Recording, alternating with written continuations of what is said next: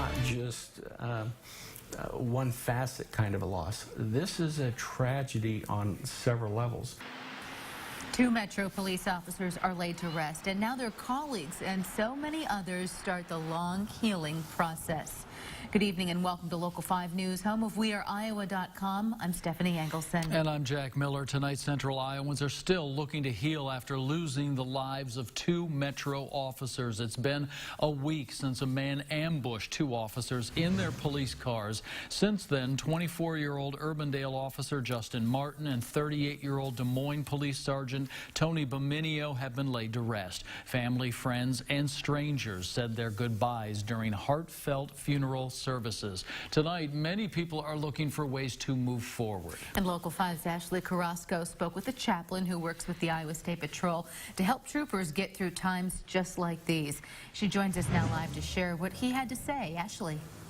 Well, let's start with law enforcement first. One thing that every officer I've spoken to say is that the community support has been such a huge part of this healing process. There on your screen, you can see 2 memorial sites, the one in front of Urbandale PD and the one in front of Des Moines PD. This is just one way that the community is showing their support, trying to cope with what's happened here. We spoke to one sergeant from Urbandale PD, and he says it's moments like this that make him really proud to be wearing his uniform. Still, as we spoke to one chaplain, and he explains to us that it's going to be a long journey ahead.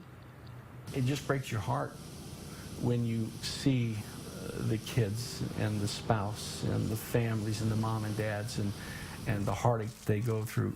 Pastor Bob Deaver struggles to hold back tears as he thinks about the recent loss of 2 of Iowa's finest police officers.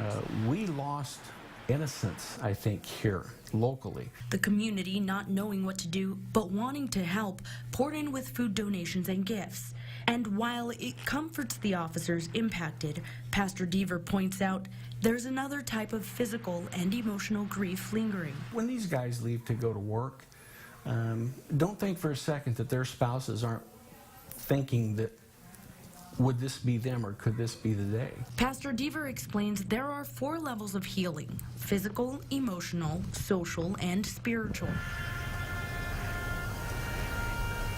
Especially because these tragedies happened overnight, there's possibly a larger impact on families with similar schedules. And this is going to add an element of concern for them as they go to bed.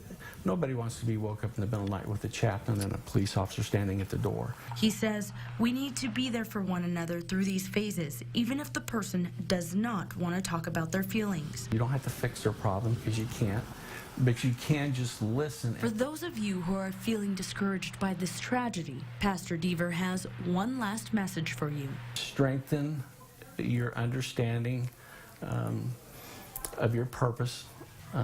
Stay true to what God's called you to do.